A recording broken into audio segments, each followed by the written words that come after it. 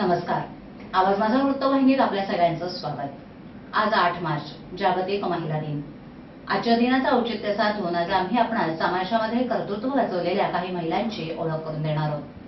आजची महिला ही त्याग, नम्रता, श्रद्धा, सुजाणपणा यांची मूर्ती आहे. ती कुठल्याही बाबतीत मागे नाही. पारंपरिकरित्या पुरुषांची समजली जाणारी क्षेत्र महिला काबीज करते. अशाच काही महिलांची आम्ही आवाज माझाच्या माध्यमातून आजच्या महिला दिनी ओळख करून देणार आहोत.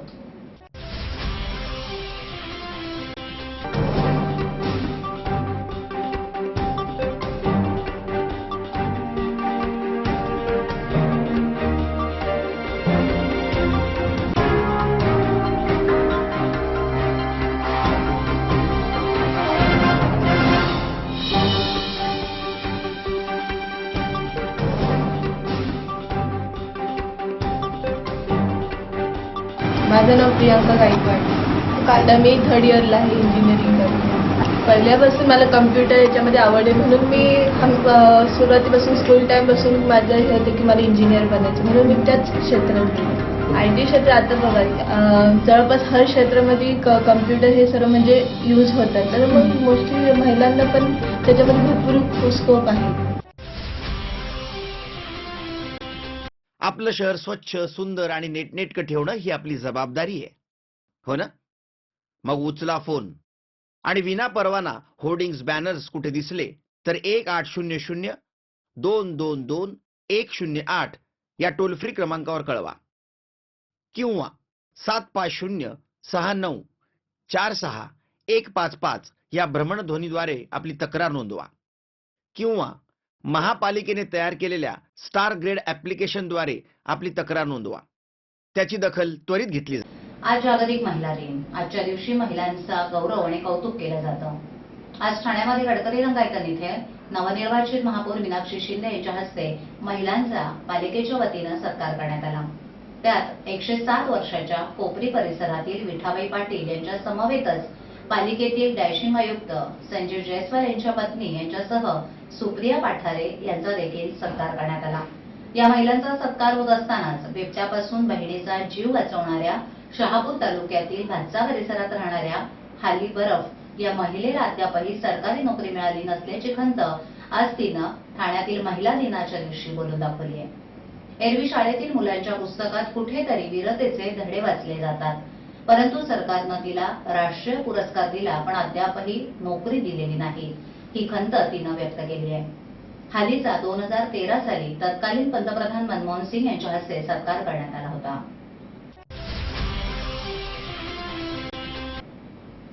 ऊन वारा पावसामध्ये पुरुषांच्या खांद्याला खांदा लावून वर्तमानपत्र विक्रीचा व्यवसाय करणाऱ्या महिलांच्या कष्टाला खरंच पारावर नाही.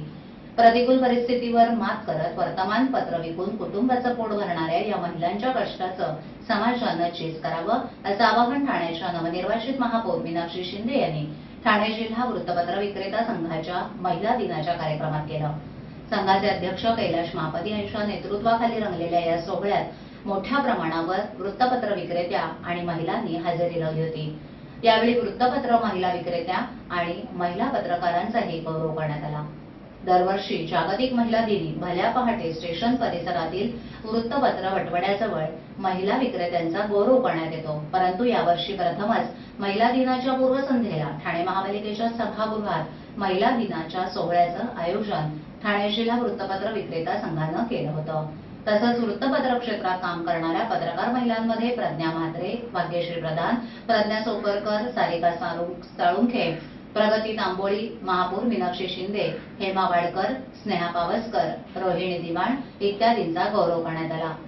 मोठमोठ्या अधिकाऱ्यांपासून ते मंत्री पुढाऱ्यांच्या दारात वृत्तपत्र पोहोचवणाऱ्या या वंचित घटकाला किमान परवडणाऱ्या घरांच्या योजनेत समावेश करावा अशी यावेळी मागणी ठाणे जिल्हा वृत्तपत्र विक्रेता संघातर्फे करण्यात आली. यावेळी नगरसेविका रुचिता मोरे, समाजसेविका साधना प्रधान, नैना म्हात्रे, पत्रकार निखिल गल्लाड, संघाचे अजित पाटील, राजेश मोरे, शंकर दुधाने इत्यादी मान्यवर उपस्थित होते.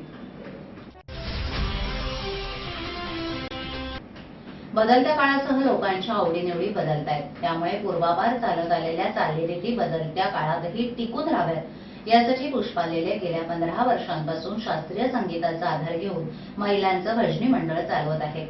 महाराष्ट्राची लोकधारा या कार्यक्रमातून महाराष्ट्राची लोककला जपण्याचं कार्य त्या करत आहेत. संस्कृतीचं जतन आणि संवर्धन करून हा अमूल्य ठेवा आपल्या पुढच्या पिढीपर्यंत पोहोचवण्याचा ध्यास त्यांनी घेतला आहे. तसंच महिलांना भजन शिकवण्याचं कामही त्या करतायत. वयोवृद्ध महिलांचा सहभाग मोठ्या प्रमाणात यात असल्याचं त्यांनी सांगितलं.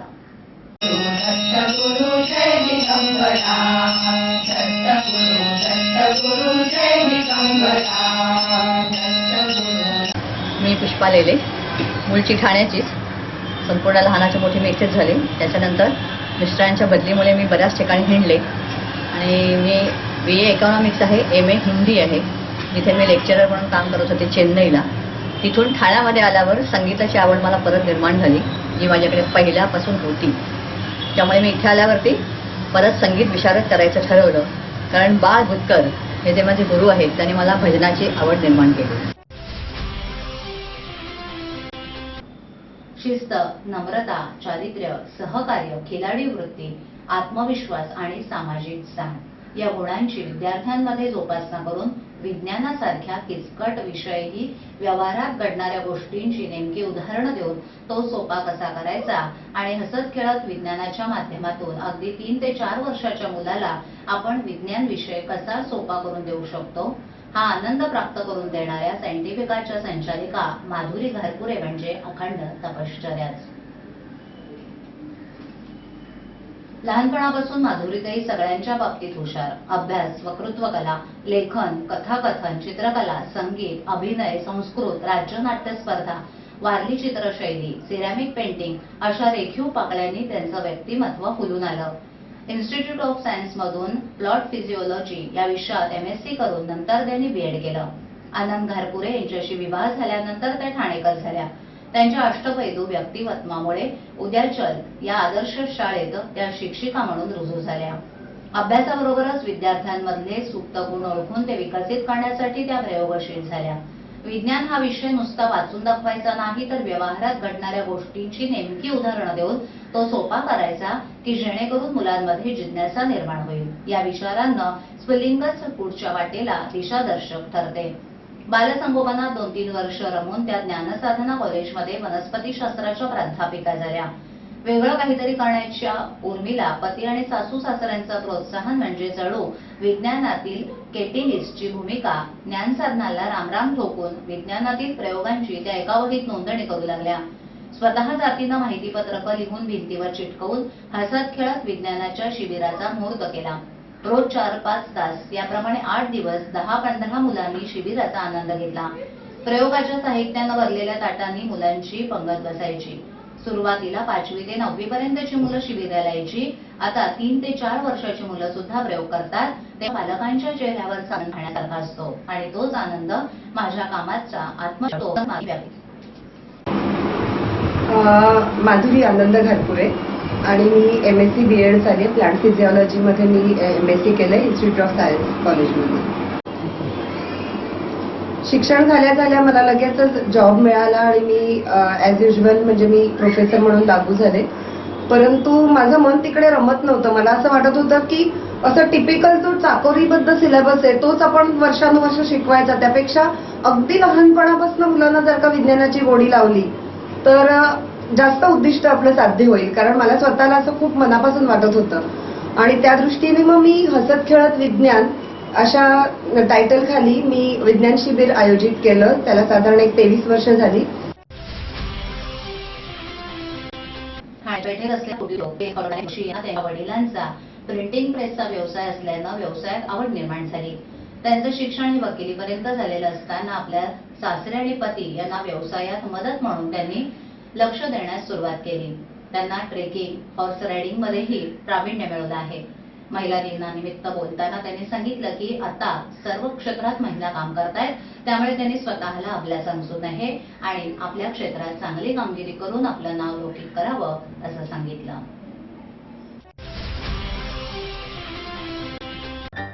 तेव्हाचा चिंग्या तसाच होता.